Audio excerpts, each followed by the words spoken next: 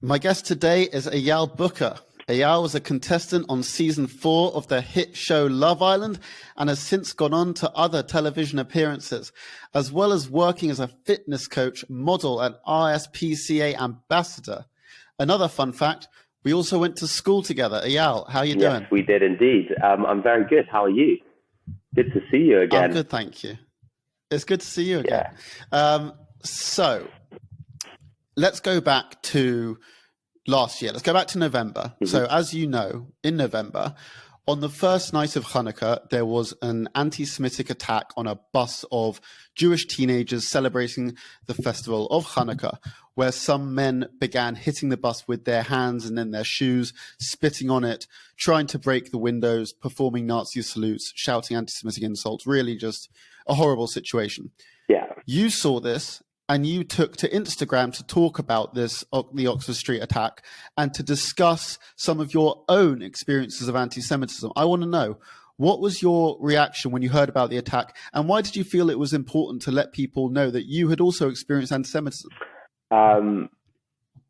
I felt frustration, anger, upset, and hurt from seeing those videos, because especially in such a multicultural and diverse place as London, where we pride ourselves on accepting everyone and allowing people to express their cultures and their religions however they want, as long as it's done in a peaceful and respectful way. It was just another one of many, many, many incidents where anti-Semitism takes place. I've experienced anti-Semitism. I'm Jewish. I grew up with anti-Semitism all around me, and a fear of being attacked because I was Jewish. And I felt an obligation and a want to stand up and unite with other Jewish people, but not even just Jewish people, anyone from anywhere that has felt any kind of discrimination or racism or anti-Semitism, and say the only way that we can stamp out all of these things is by uniting and not allowing any part of it to happen. Whether it's racism, whether it's anti-Semitism, whether it's being homophobic, all of these things, they all breed hatred. Yeah. And I think the minute we allow or we give exceptions to one thing, we allow the rise of hatred to kind of prevail. And we've seen it throughout history. It's time and time again where a small incident goes unnoticed and unchallenged, and then it grows to a bigger incident, and then it becomes a bigger, and then it becomes a catastrophic incident, and then it becomes something like the Holocaust again. And people might think, whoa, you're jumping really quickly here. But people never expected something like the Holocaust to happen originally. And all of a sudden, right, millions and millions of people were killed. Yeah. It doesn't start with the Holocaust. We don't start in a tolerant, peaceful society and then jump to that. It starts with these sort of small, well, it's not small, but it starts with these smaller events, and they mount up, and people kind of turn their eye. And as you say, these things have a sort of snowball effect. Yes, and not just within Judaism, within other cultures, other societies, other religions, we've seen it. We've seen genocides. We've seen all these things happen. And so for me, it's about standing up against what I see is wrong, regardless of someone's race or religion. I identify as Jewish, but I identify as a human being. And I see humans all around me, and we have so much more in common than what we don't have in common. And it frustrates me that there's people out there that, through whatever domestications and preconceived perceptions that they have, would just go and attack people that were singing and dancing on the street, celebrating something that meant something to them. in a really non-invasive and peaceful way down one of the busiest streets in the world, you know, where you get people from all walks of life and all religions and spreading love and sharing whatever they want to share. Yeah. Now, you see this attack and you take to Instagram and you post this story. Now, in your story, you wrote about how because you went to a Jewish school, people would throw rocks at the bus and sometimes wait in groups to chase us when we got off. And I remember this. This was happening from the start when we were in year 7. And for me personally, this was when I first started to understand and experience anti-Semitism myself. I'm wondering, was this the same for you, or had you come across anti-Semitism before? And what impact did it have on you? I think I had come across anti-Semitism before that, but I was young and kind of slightly unaware. But if I would walk to shul or synagogue, you know, I wouldn't go religiously every Saturday, but when we did, there would always be people that drove past and would shout stuff out the car. And, you know, within the couple of mile radius of the synagogue, there was CST and security on each corner of the street. And so as you would grow up and become more aware, you would kind of understand that, okay, if these are precautions that we need to take, then, you know, obviously we're not as safe as we would like to be. But the start of my secondary school life was when I realized that anti-Semitism is very real, and that because we wore a school uniform that identified us as going to a Jewish school, we, you know, and it sounds dramatic, but we had a target on our back. It was very obvious. And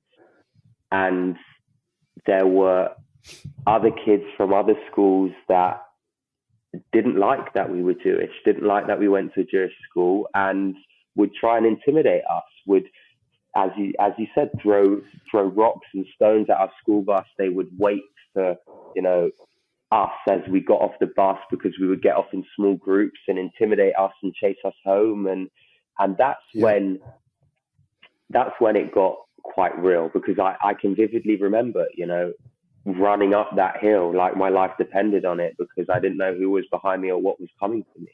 And that was at a point that I realized that anti-Semitism is real and it exists, and it is dangerous.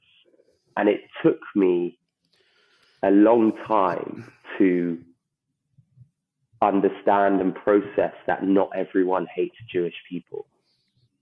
Because for a long time, I believed that my Jewish identity was going to put me in an unsafe position and environment, and I would be attacked or hurt. And only when I left school just after my GCSEs, I joined a pop group, and I went out and traveled all over the UK, and I met people from all different walks of life, all different backgrounds. And at first I had a massive chip on my shoulder about being Jewish, because I had trauma from what I had experienced.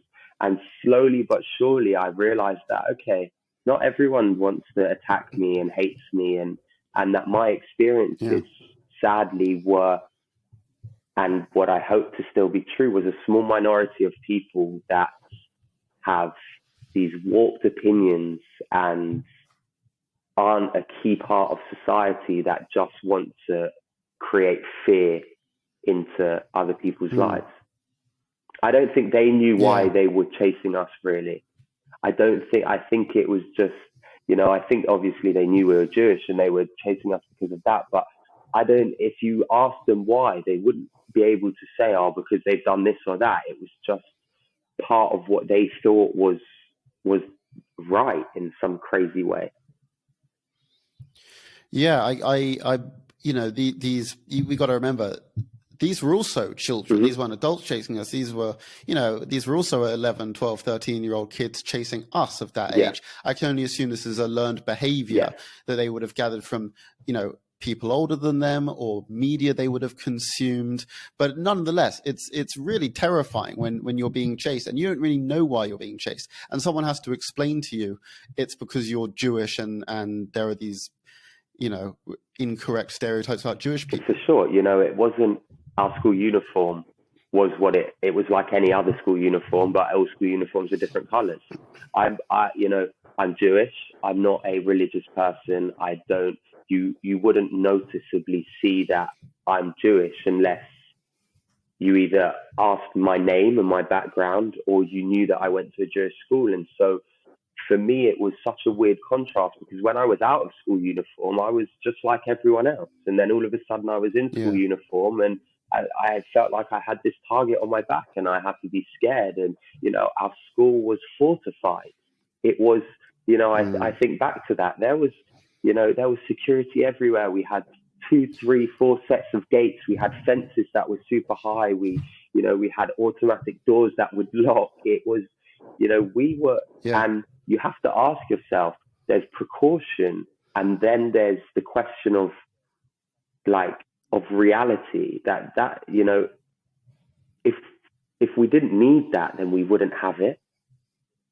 Because all these other schools I went to, when we would play sports and stuff like that, they had one school gate, and was open all the time, and you'd drive in and, there was the school. Right. That must have been quite a shock. I know it was a shock for me when I first found out when I was 18 at university. We were talking about schools. I think I casually mentioned in passing, you know how your school has security? And they were like, no. And I was like, the guys who stand outside your school.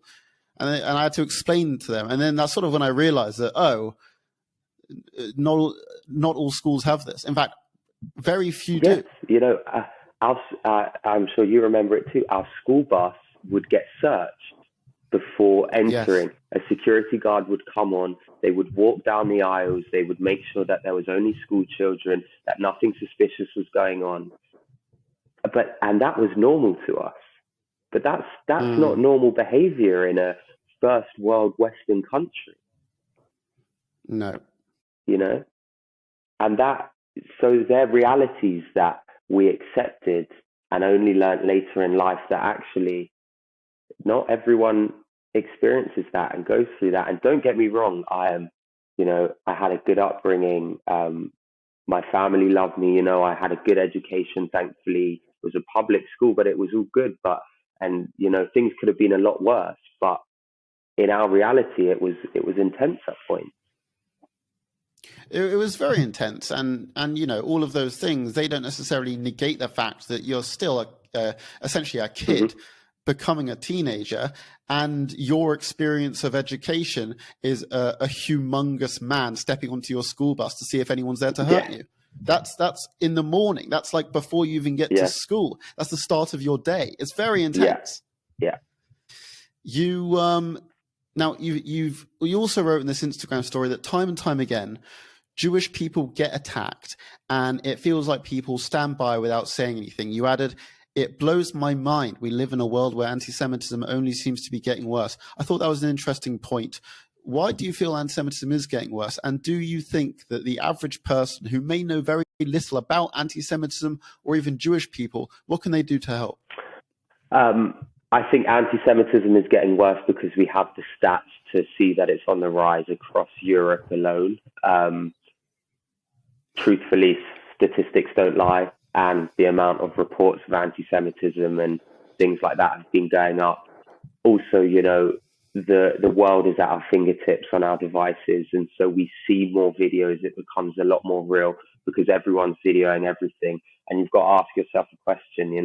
If you're a bystander videoing something that you believe is so wrong, but not getting involved, and I'm not asking people to put themselves in danger, because that's not what I'm doing, but it's very much always that there's enough people around that could step in and help protect people or calm a situation. And then it blows my mind because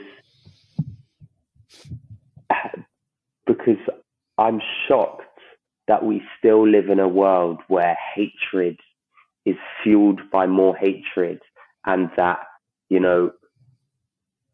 we have to continuously ask people to stand in alliance with us and say, please, can you not see that this is wrong? We're people like anyone else. Like, why would you not just call out wrong and hatred behavior when you see it, because we know wrong from right. We all do.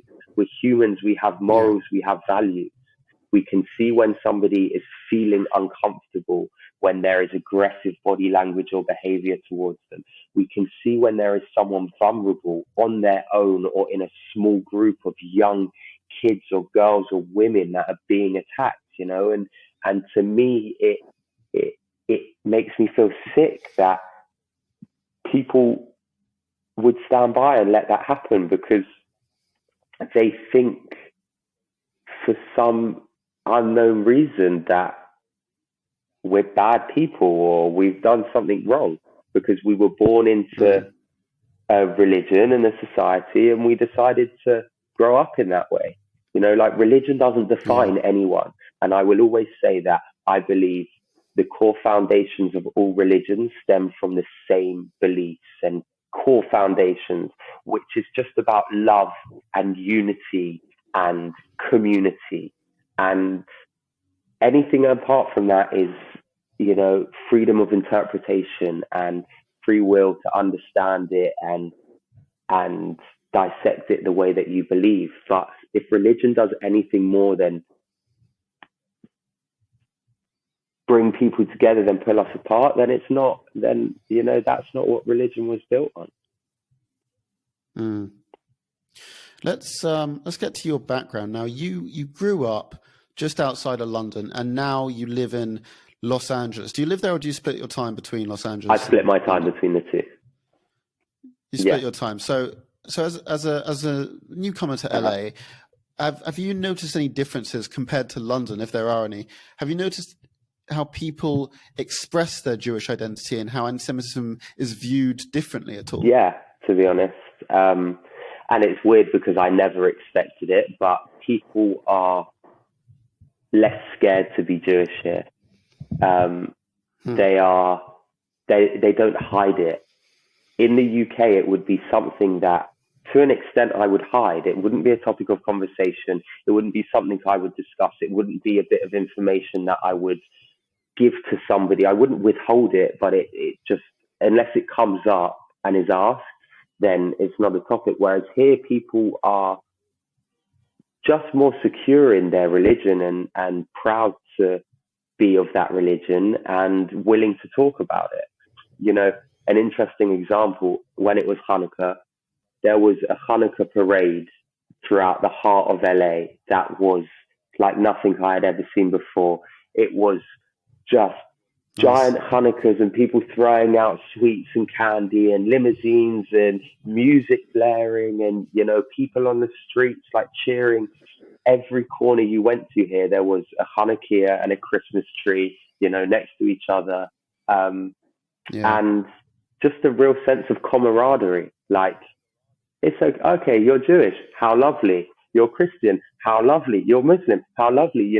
Whatever you are, that's nice. Let's all come together and just live in unity.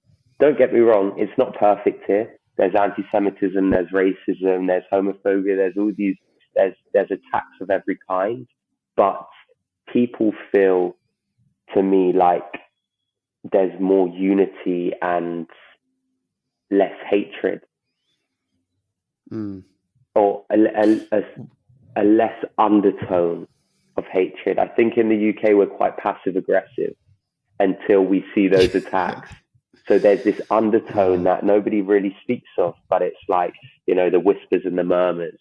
Whereas here it's very much like there isn't that undertone. It's either you're going to be shouted abuse at or you're not. There's no questioning. Right.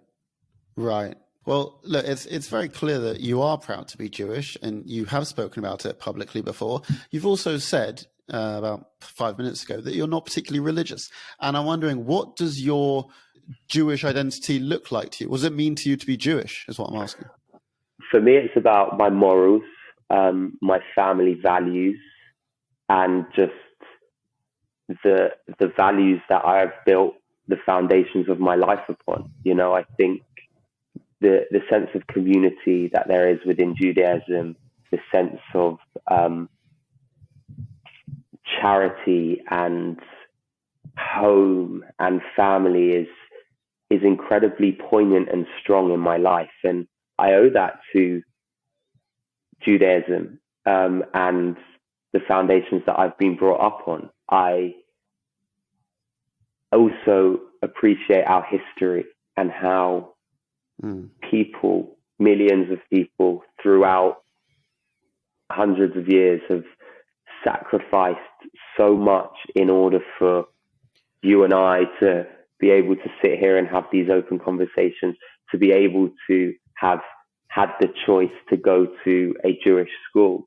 And so I think it's important to remember that the world, even though we're talking about anti-Semitism and how tough it can be, the world was a lot worse for a lot longer period of time. And so for me, it's just about remembering that people have fought really hard, and a lot of people have lost everything in order for us to be here and be able to speak openly and have these conversations. And, you know, I believe in a higher power. I believe in a God, and Judaism brings me back to the center. It allows me to put things into perspective and keeps me grounded. And religion is super personal. You know, I don't know always why I feel connected, but I do. And I respect anyone that feels connected to anything that is bigger than themselves.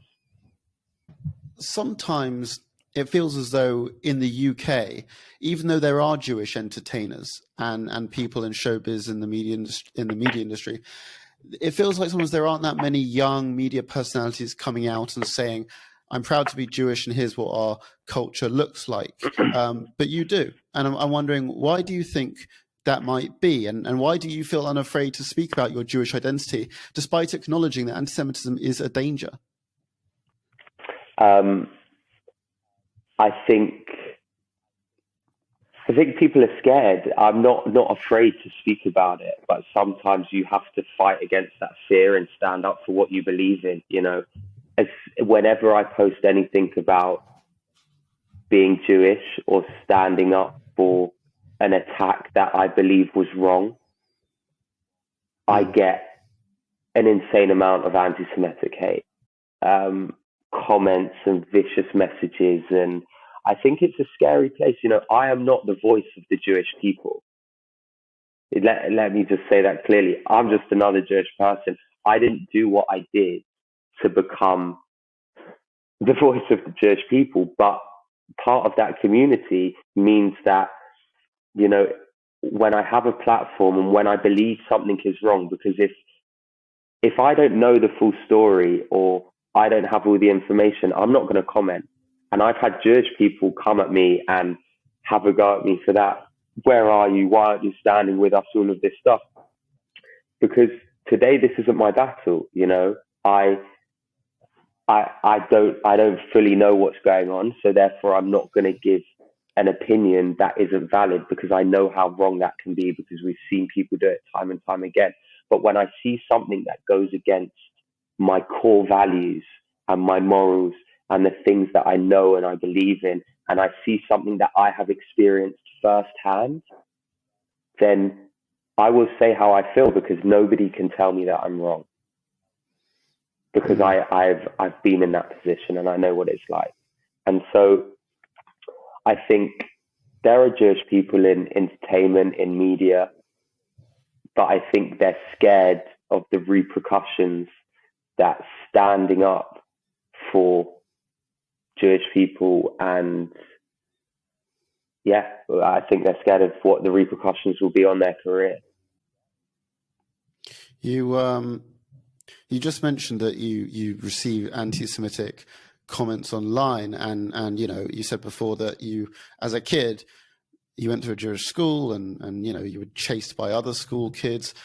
I'm wondering, what does anti-Semitism look like for you as an adult? Is it just online? Well, it's not, I shouldn't say just, but is it located solely to online comments, or have you ever faced real life anti-Semitism after leaving school? No, thankfully, from what I can remember as an adult, I haven't faced real life anti-Semitism that has stared me straight in the face. I've been around jokes that people would think are like okay to say, and you've just got to look at them and say, not sure. Like, I'm not sure what you meant by that, but I think you should think about that one again. Yeah. The online anti-Semitism is keyboard warriors, people hiding behind whatever device they have and sharing real vicious words, and it doesn't happen day to day, because although I'm Jewish, I'm not talking about being Jewish every second. But when there is something that I decide to comment on, or part of my society, culture, life that I decide to share that would signify that I'm Jewish, I'm bound to get an influx of people then questioning me. Or if I stand up for anything else outside of Judaism, people would then start throwing the Jewish card at me, and so it's something that I expect to receive. I also don't really read comments too much. I try and avoid it. I know what I'm doing there, and I know why I'm standing up for what I'm standing up for, and the good people out there that see it also understand it. Yeah.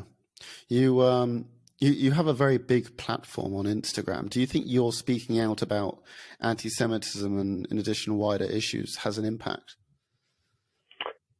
I'd like to hope so, because an impact, whether it be on one person or a million people, is better than having no impact on anyone. I think it shows unity and alliance, and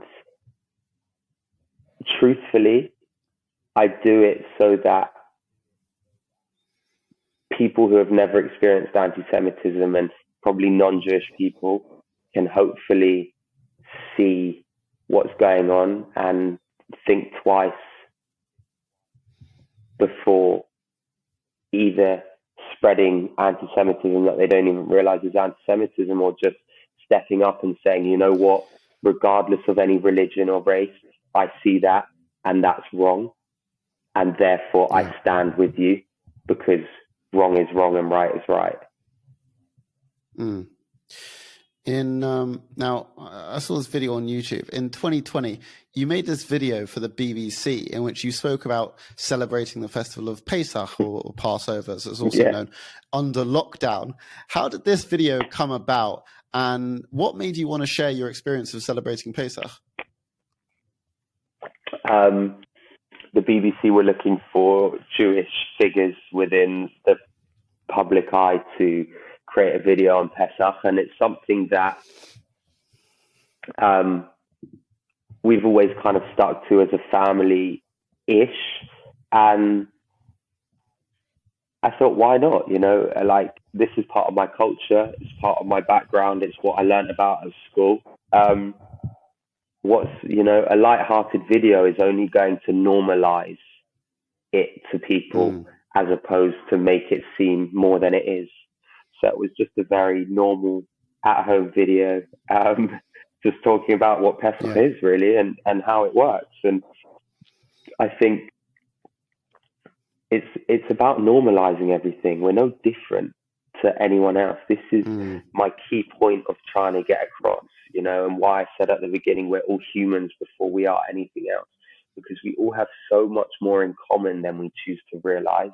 And like, all the different religions that we have, they're all normal. We just have these different practices, and we kind of have these things that we keep to, and ultimately we do it because they keep us in check with ourselves.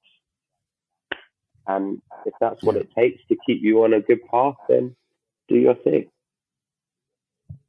Yeah. Hopefully a lot of people have seen this video and learned something, because, I think, as you say, like, education is a big way of sort of eradicating a lot of this hate. And that is the sole reason that I choose to come on podcasts like this and talk about being Jewish, because it's part of the reason I also went on TV. and did what I did, because ultimately I wanted to showcase that I'm no different to anyone else. Me being Jewish doesn't, it doesn't. I'm just like every other person, and every other person is just like me. Yes, we're all different in many different ways, but religion doesn't make us any different from each other. Right.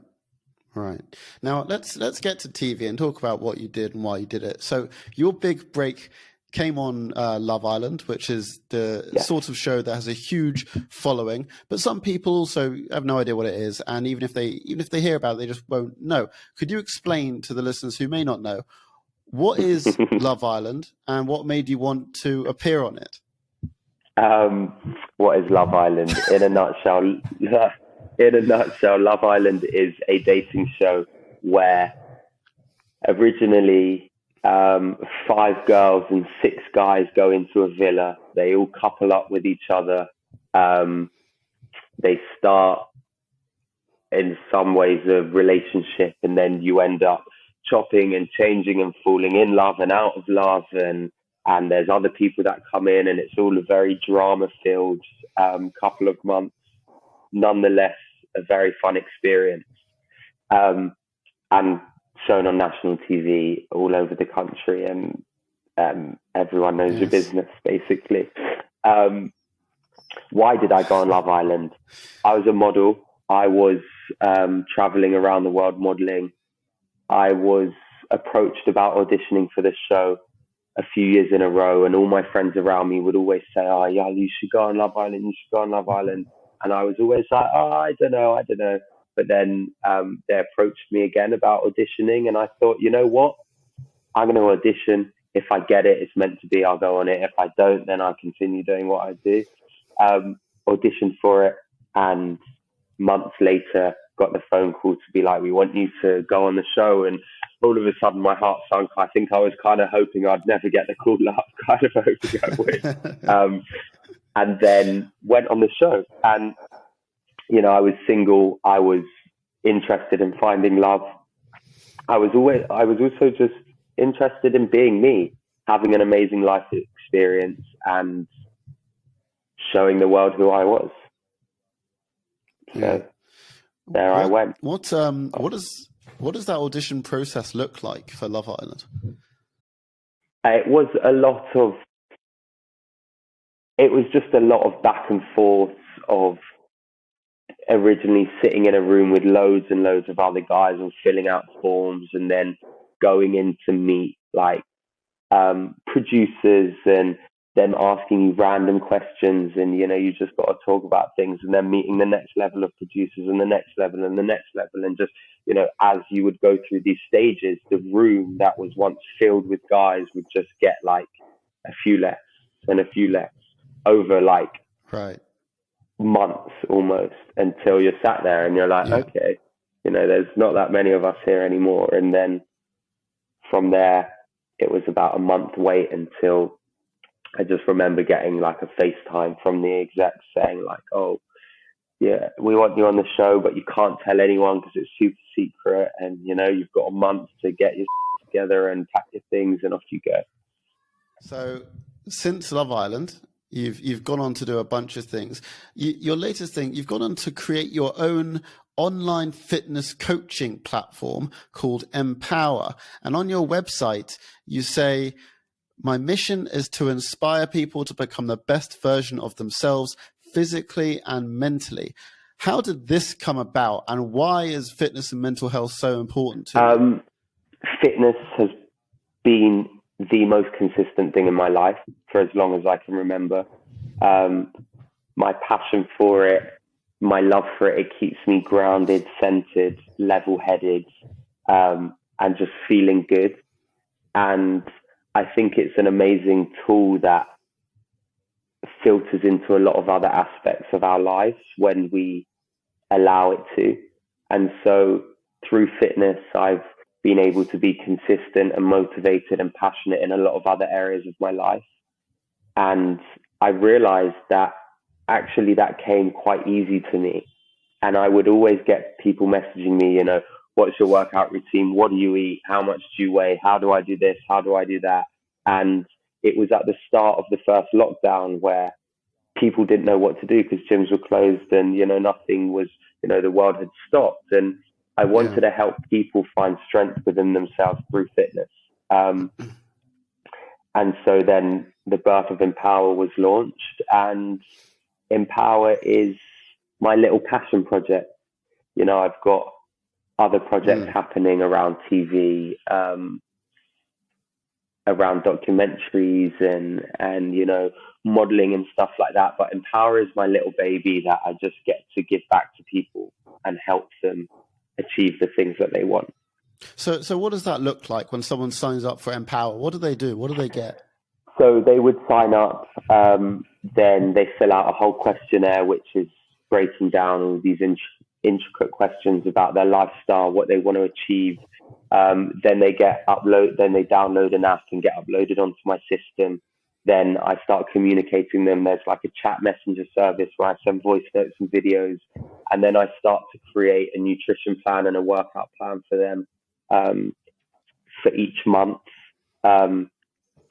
And it's based around their goals and their achievements. They also get a guided meditation that I've recorded. They have weekly check-ins, and it's basically, I like to describe it as almost like a PT in their pocket. So they can reach out to me whenever they need for any questions or advice, but the plans are theirs to follow and do in their own time. Yeah. I think it's important to know how to be disciplined enough with yourself that you can get a workout in without somebody motivating you or cook that meal when really you'd rather order a Domino's. And so, and then there's lessons on mindset and basically things that I've learned throughout life that I like to share with people. And people come to Empower because they have, there's a lot of online coaches out there. There's a lot of things going on, but if they've come to Empower, it's because I believe that they connect with something about me. And so therefore, if they do, then I like to share with them my knowledge and understanding of things. Yeah. So if someone comes to you and they say, Eyal, I would like to get in shape, but I've never worked out a day in my life and I have no idea where to start. I'm talking about myself at this point. What advice would you give? Don't overcomplicate it. Don't make it more difficult than it is. Start with going for a walk or a cycle, or finding something that you really enjoy doing, and then that walk can turn into a jog, or 5 minutes of the walk can be a jog, or getting into a gym. And Empower takes it through step by step, and there's demonstration videos and there's everything like that. So it really depends what people's goals are and wanting to achieve. But if just being healthier is someone's goal, then I would recommend for them to get outside, get in nature, breathe in a bit of fresh air, get their legs moving, their body moving. And then from there, you'll build up with some body weight exercises and stuff like that. If there's more goal specific goals, like getting big shoulders, or you want to get a defined abs or whatever, then it gets a bit more intricate and diet comes into play and specific exercises come into play. So it really varies. Right. Now, in addition to this, you also do a lot of charity work, and you're an RSPCA ambassador. How did you get into that, and what does that involve? I think when you're thrusted into the public eye and you're given such a big platform, for me, it was always important to give back to things that align with me and just make sure that I'm doing my bit. Again, it might stem from the foundations of Judaism, where part of it is to give charity and to help those around you. I remember that in all the teachings that I ever learned and in school and all stuff like that. And I wanted to make sure that I was doing my bit in order to help people that were less fortunate or didn't have the opportunities that I have. And obviously, being an ambassador for the RSPCA, I love animals, and I've always loved animals. And if I can help them and protect them, I've done stuff with World Vision I've done stuff with Rays of Sunshine and, other and Jewish charities. And it's hard because I have a lot of charities coming to me all the time. And the sad truth is I'm only one person with one platform. I can't help everyone. So, but I try and do as much as I can. Yeah, nice. I want to thank you for coming on here. Before we wrap this up, what have you got coming up and where can people find you? I've got some exciting projects coming up. I'm working on a bunch of TV stuff and documentary stuff. I'm quite a private person, so I'm not going to say too much more, but there's a lot coming. Mainly you can find me on Instagram. That is my main social media. I don't really dabble in any others, or on TikTok, actually. I'm on TikTok as well. So you can find me. My name's Eyal. You can find me on Instagram or TikTok. And that's where I'll be sharing what's coming up next. Or you might see me on your TV screen soon. We'll see. All right, we'll look out for that. Eyal, thank you so much for coming on Podcast Against Antisemitism. It was very good to see you again. Thank you so much. It was great to see you too. Take care.